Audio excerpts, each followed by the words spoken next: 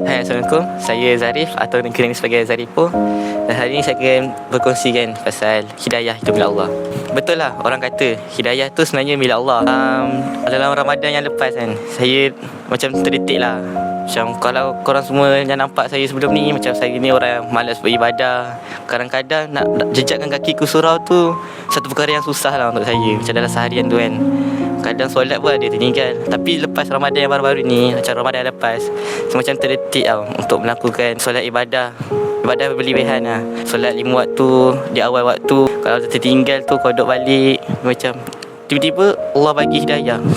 Selepas saya berdoa apa benda semua, berdoa supaya Allah memudahkan segala urusan, rajin-rajinkan saya dalam ibadah.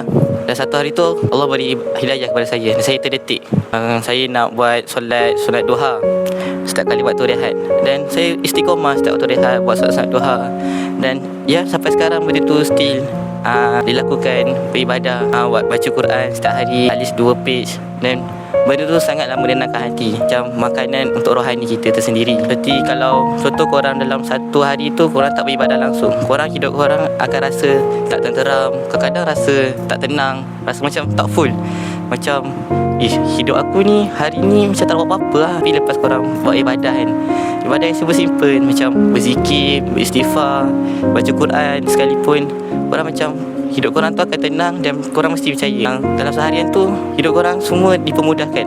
Senang cerita dipermudahkan lah. Saya juga selepas buat benda tu dalam bulan Ramadan ni, sebab buat ibadah tu dalam Ramadan ni, saya menjadi lebih istiqomah lah dalam perkara tu. Macam setiap hari ada baca Quran. Walaupun tak istiqomah mana, kadang-kadang ada lopong-lopong, tapi saya still buat. Dan Ramadan yang tahun ni saya rasa lebih baik daripada Ramadan tahun lepas.